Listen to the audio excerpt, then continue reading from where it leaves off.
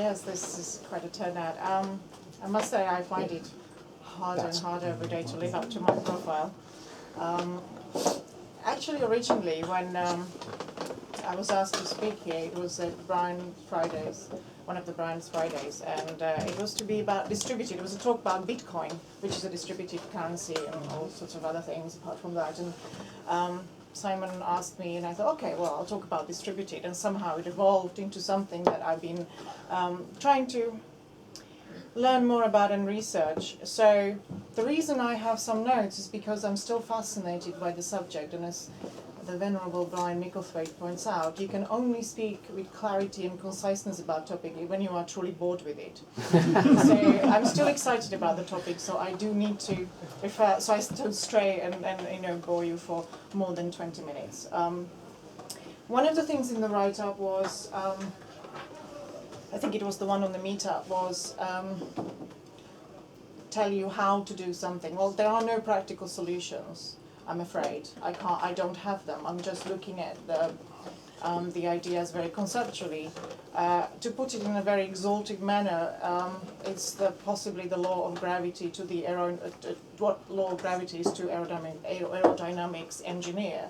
I'm not the engineer. I'm just someone who is grasping at some sort of rules and principles. If I'm successful in articulating them, maybe other people will take it further and make it a lot more practical. So I'm afraid if you're expecting something practical, it's not going to happen. But maybe you will come up with it. I've been blogging on samizdat.is for a long time, and it's not just that. It's my central theme has always been the individual. What does that mean?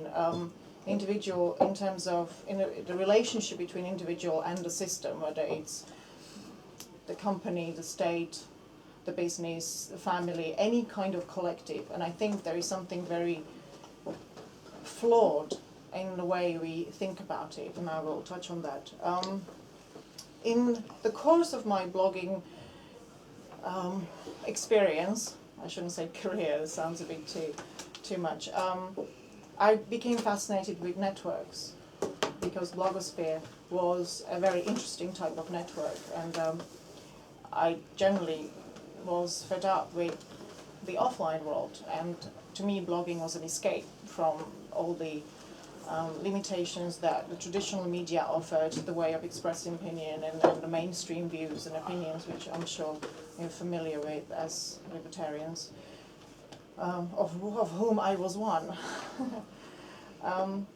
I kind of evolved my interest into networks, and in a particular kind of network, a distributed network, which I think is very special because it has no center that controls it. Most people, I'm not saying all, maybe not even in this room, but most people, when they think about network, they imagine the mental model of a network is a bicycle wheel. The center with, spokes in the hub, and it's network you are at the center of, and that's your network. That's sort of unspoken mental model, which is valid. However, if you look at the visual aid number 1, it's the bottom diagram of the 3 types of networks, which are, the first one you can see is the centralized. People should have them on the tables. The one is centralized, that's the bicycle wheel. That's what normally we think about as network. Then there is the second one, which is decentralized, which is a big step forward from the centralized one in terms of structure. And it's just a collection of those hubs. So it's still not distributed, which is a very special kind of network which doesn't have a center and doesn't have hubs, where all nodes are equal in a certain way, and this is what I want to talk about. But the problem is that mental models get in the way, and that's why I find this topic very difficult sometimes to explain to people, and it's my doing, so I will do my best and make it worthwhile. Why am I doing this? How did I get to this stage where I'm talking in a conceptual way about distributed networks and eventually hierarchies and heterarchies? My last work, I disrupted corporations for living and for a lot of money.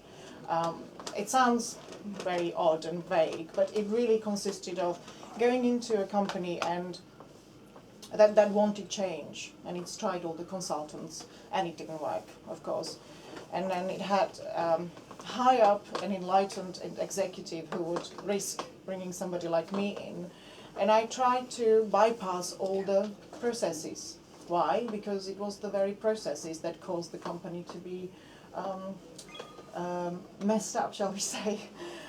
So the idea was to disrupt the organization and see where I can still find the right people, the right ways of doing things, and line them up, network them, and then deliver that to that hopefully understanding executive who can do something with that. It was very much fun, and it worked. When it worked, it worked. I did it for a very large American corporation for 5 years.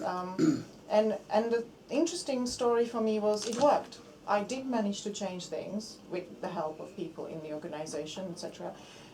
But then I saw the life cycle of that change, and I saw how the system embraced it and smothered it. Didn't try to fight it, because we did go under the radar. We did it in a very different way to most change things. And I thought, hang on a minute, there's something fundamental going on here. So the limitation of actually succeeding in changing what amounts to a almost classic hierarchy, and changing successfully, then watching that change dissipate, made me think about things more conceptually and said, okay, what is this to be done? What can I actually change anything about this, or shall I just give up? Shall I just find another job?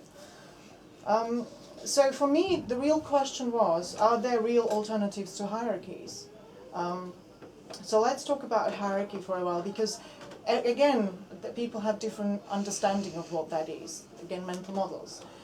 You could define a hierarchy in a mathematical term, and those who are mathematical understand the graph theory.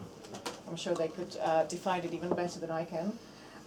It's a structural definition which I very much like, and I think I will use that one throughout. But then there's also social and political hierarchy, and that's family, monarchy, democracy, church, army, corporation, which are more complex, but the fundamentals still apply. And those fundamentals are that structurally, a hierarchy is a network with no peer connections. Each node is connected only to a node above and below. And that's the picture above, that's the one in the left-hand top corner. And again, it looks like a network, but if you see that it's ordered in such a way that there is no connection between nodes that are on the same level.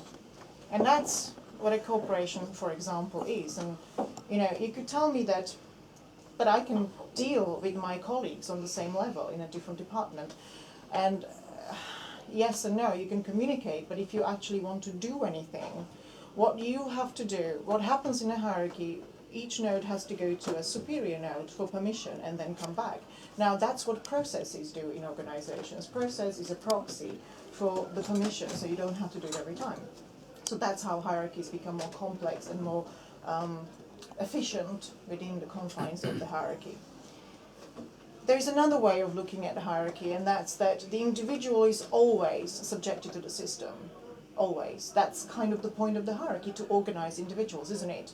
And therefore, we all assume that's the correct way to order things. If you need to organize people to a particular purpose, you need to order them somehow, and somebody has to say what is to be done and lead the others and all that. Again, collective has its benefits, doesn't it? We engage in collective effort. We've got Simon here, organizing things, me talking at you, and it all happens naturally, doesn't it? But the ultimate, and it's all true, and that's fine, but ultimately hierarchies don't empower individuals. They confer power on individuals within the system, but they do not give me any autonomy as a node in that system. So even the CEO is powerful, but not autonomous. A king or monarch is not autonomous. Powerful, yes, and that power is over other people within the system. It's a sort of Faustian bargain between the system and the individual. If you do the things that maintain me and then maintain the system, I shall give you power over the other bits in the system. And it works. My argument, and that's something I have to prove eventually, is that any organization is a hierarchy. Any. It doesn't matter if we put people in this room and we have enough iterations, a hierarchy will emerge, even with our best of intentions to maintain it a flat organization, whatever that means. So when you have revolutions, revolutions are merely changing one type of hierarchy for another. Again, we could discuss that, and I need to justify that with hopefully further research. Another contention is that we can tweak hierarchies to create better systems. So obviously democracy is better than slavery or monarchy in some respects. So there is an evolutionary curve from, in some respects, there is an evolutionary curve of hierarchies where I would say that in certain types of hierarchies individuals have even less power than in others. That's fine. That's a system or progression of hierarchies. My contention is that that evolutionary curve of hierarchies will not simply lead to a different system, i.e. a heterarchy, which is something I'm going to be talking next. So my argument is, or one of the arguments is that hierarchy emerges out of any organization of people or units, because that's how we are we hardwired to do this? Now I have reasons why I think that's true and not true at the same time. I'll give you an example. I mean, I'm looking at structural approach here. I'm looking at if it is hardwired in our brains, as some people do argue, what if there is a way of structuring things so that hardwiring is rewired? Let's see. So a small example of a structural approach is if you put people into an auditorium. I organize a lot of meetings with quite a few people by now, and if you put people in an auditorium with clear division between a speaker and the audience in the rows, and you will never get a discussion. You might get questions and answers, but you will never get a freely flowing discussion. If you put the same people into a circle and have them go, you will get a very dynamic conversation. I've seen this time and time again, and one of the things I do is make sure that I never put people in auditorium, that I always have them structured in a particular way. It's a very small example, but I just think, it shows the structural approach does change. It does have huge impact on outcome of behavior. Now, look at internet. Internet's ability to go around obstacles creates connectivity. Internet lack of command center, gives it resilience. That was fun. Perhaps it's a key to alternative structures. So let's talk about heterarchy. That's the second drawing on the top half of the paper. It is a simple network where each node is or can be connected with another without central coordination. Why do I use a Greek word when a perfectly good one, a distributed network, would do? Because it's a counterpart to hierarchy, and because it's still unloaded. It's a technically correct term for a distributed network. So I like it, that's why. So what if there are principles that underpin that kind of fundamentally different organizational structure? What if there are principles we can articulate and understand and perhaps be able to then maintain hierarchies, heterarchies, and create an alternative to hierarchies? So far, I've been able to identify 5. It's very much work in progress. Try to illustrate them on technology, on internet technology examples, which makes it very limited in its scope, but that's part of my research, trying to expand it and explain it to people who are not necessarily familiar with some of the technologies online. So the first law is what I call collapse of function. Collapse of function at the individual node level, which says that for a heterarchy to exist and persist, each node has to be able to perform certain functions. It means there are no hardwired distinctions of role and functionality among the nodes. So in terms of there are 3 technologies and one online phenomenon that I found shared the same characteristics. TCP/IP itself, BitTorrent, public key cryptography, and the blogosphere. So TCP/IP, what's it? Well, that's the actual protocol that defines the the fundamental layer of the internet. TCP/IP turns any server into an originator, relaying party, or recipient of a message. The relationship between nodes is not symmetrical, but each server can any time perform any of the roles. This is crucial. This is basically it. If you cannot have certain base functions that each node can perform, you don't get a heterarchy, you don't get a distributed network, you get a hierarchy of some sort eventually. So that's rule number one. How does that apply to, let's say, BitTorrent? BitTorrent is another technology that is native to the network. It only makes sense in a distributed network. And it was born out of scarcity of bandwidth, but it uses the distributed peer-to-peer nature of the internet to share files among nodes. In short, once a user starts downloading a file, he or she is automatically uploading too. So again, there is no division a priori between the functions of uploading and downloading. It is a sort of what I call asymmetrical balance. Public key cryptography, anyone familiar? Yes, good, excellent. Public key cryptography was conceived for communicating in a distributed network. The traditional symmetrical keys approach could not solve the problem of how to communicate with someone you trust in an untrustworthy environment. For the purposes of this example, public key cryptography also exhibits asymmetrical balance where the recipient of the message is also part of the encryption process. This is unheard of, this is inconceivable in a traditional symmetrical cryptography. That's actually breaking, public key was invented by breaking one of the greatest taboos in one of the taboos in cryptography, which was you shall never disclose the method of encryption as well. This is actually making a virtue out of saying, here, this is my key and it's public. Alice uses Bob's public key to encrypt her message for Bob, thus making him part of the process. Again, this was necessary in order to solve a problem that arose from a new type of environment, i.e. distributed networks. So I find these two examples very important. 3 examples. Blogosphere is not a technology, but again, in the early days before Facebook and Twitter took over, each blog was a node, and the asymmetrical balance existed in the fact that your readers were also your distributors. That was, again, something that you couldn't separate.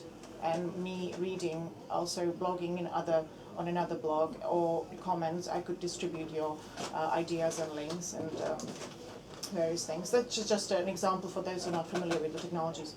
The second law, equally important as the first one, is freedom and ability to bypass. This law is not dissimilar to what John Gilmore said about internet censorship. The net interprets censorship as damage and roots around it. So it is the freedom and ability to bypass an obstacle. A very important law because it dissolves any attempts at hierarchy, as it makes it impossible to lock in the nodes and the flow of information or resources into a particular situation or formation. So if I find that Brian is blocking me, I can go another way. That is essential. In a hierarchy, you cannot simply do that. If you can bypass it, it literally dissolves any attempt at hierarchy. There's a very interesting example. I'm looking at anthropology, and if you look up heterarchy in any academic basis, base database, you will find it often throws out a lot of anthropology books, papers. And one of the heterarchies that is mentioned is hunt together as societies. And why? Why would that be not a hierarchical society? And one of the rules, or one of the reasons that I could figure out, was going hunting with different groups. You had a choice if which leader, which group you go with, which means that if a leader was getting a bit despotic, you just go, well, sod it, I'm going to with another one. So it makes it harder for one person to become the top of the pyramid. So it's that kind of It's those kind of principles, looking for non-hierarchical organizations and seeing what rules or underpinning principles might be hiding there, which is what the research consists of. So third law, decentralized and distributable resources. This is again very important because if you have resources that are centralized, it doesn't matter, eventually those will create a hierarchy around them. So it is the difference between having to go to the post office to make a phone call and the ability to make a call at home. A difference between making a call from home on a landline and being able to make it anywhere by using a mobile phone. Both previous examples were taken from communication and information distribution, but when we start looking at 3D printers, things get very interesting. The law is important as having to use a centralized resource, apart from restricting nodes' autonomy, opens up opportunities for control of that resource and imposition of hierarchy through pretty much front door. So, fourth law, which is related to resources again, abundance. This was a kind of eureka for me a long time ago when I was thinking about hierarchies, which I loathe with a passion. So I had to stop loathing and I had to think, well, if they are really everywhere, why is that? What are they good at? Usually when something is so ubiquitous, it's because it is very good at something and it solves a particular problem or more. So what hierarchies solve is problem of distribution of resources in scarcity. They are very efficient at that because you've got a top-down thing, and, the crumbs go down the pyramid, and it's efficient.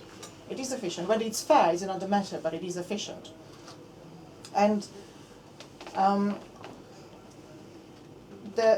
that's why if you want a heterarchy, don't do that around a scarce resource. Do it where resources are abundant, and indeed information and data is probably the only abundant resource that we experience as abundant, and that's the internet, really. That's how you can see abundance at work. One of my arguments for, so researching heterarchy, why do I do it? Because I'm ideologically driven, I want individual autonomy at all cost. But there is another argument, and that's efficiency argument or economic argument, which is physical world is more or less defined by scarcity, from time to food to whatever, if you believe some people. We have no concept of efficiency in abundance. Concept of efficiency is all based on distribution of resource that's scarce. That's our mental model. So what would efficiency be in abundance? How does that work? And it was interesting for me to realize that I haven't got one. The closest I could come was evolution. Evolution is incredibly wasteful. Abundance of niches treats genes and us as dispensable, and yet it aims at a certain kind of efficiency. But it's an example. It needs work, but it's it's very hard to find an example for many. So if we are aiming with progress towards abundance, how are we going to deal with it? How are we going to how are we going to benefit from abundance? The problem is that hierarchies actually create artificial scarcity. Information, abundant resource outside. In any corporation, information becomes a scarce resource. And many other examples, I'm sure. Fifth law, final. Marginal cost of communications has to be zero or near zero.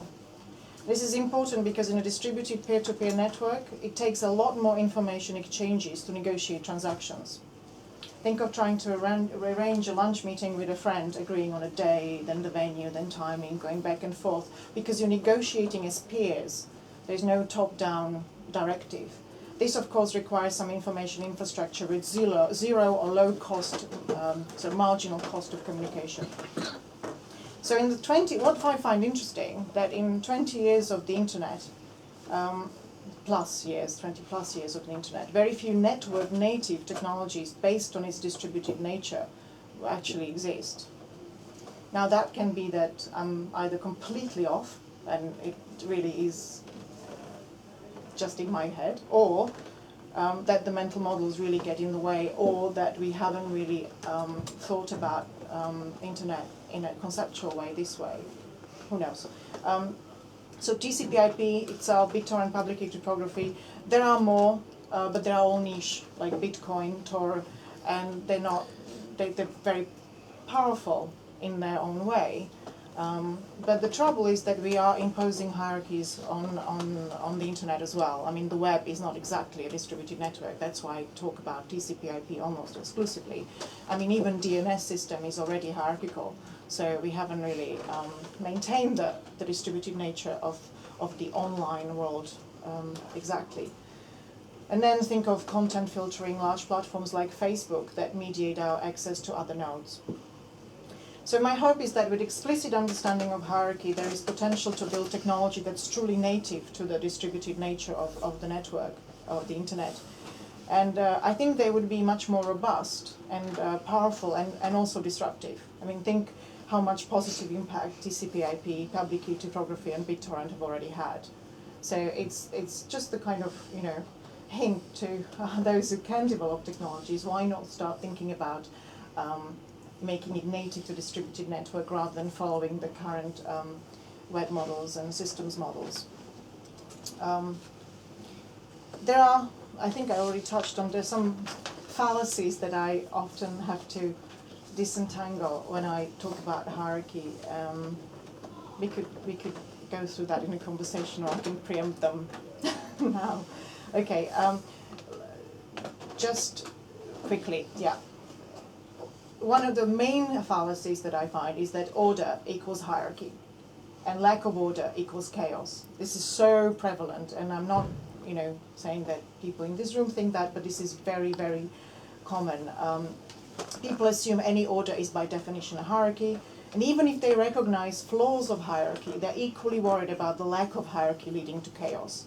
So, they nod along, and then when you suggest, well, actually, there might be alternatives, they cannot conceive of anything but chaos. But there are other types of order, power law, ranking, power law distributions that tend to arise in social systems where many people express their preferences among many options. They became popular concept during the rise of blogging, when some blogs achieved disproportionately greater popularity than others. The fact that Samizdat had more readers than, Joe Blogs, and had less readers than Instapundit did not make that a hierarchy. It was simply a power law. We did not need Instapundit, who was a superior node, to do what we were doing. That's the important bit. So it was an order. Second bit is, and I don't think that's going to be a problem in this room, that individual autonomy and increase thereof will lead to selfishness and possibly atomism. If you give individuals independence and autonomy, wouldn't it all disintegrate into selfishness? On the contrary, hierarchies are far better configured for selfish people. They allow them to gain control over others, manipulate them for their purposes. And as for atomism, and we're supposed to be social animals. So being more empowered, we have better social relationship as far as I'm concerned. The soft explanations for inevitability of hierarchy, difficult to get people think about hierarchy as not inevitable. Psychological ones, I hear this far too often. People need security and certainties that hierarchies provide. Fine, some do, so why configure the world for them? Why not configure them for people who don't, equally? Sociological, societies and the institutions have evolved that way for social, political reasons, blah, blah, blah. Okay, well, maybe we can evolve them differently. An anthropological one, human evolution favored hierarchies because they optimize survival and efficient distribution of resources. Well, hopefully, as we move to different levels of resources, we might be able to optimize abundance.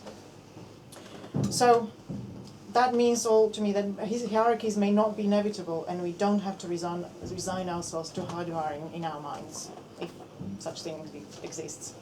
So that's it. Thank you.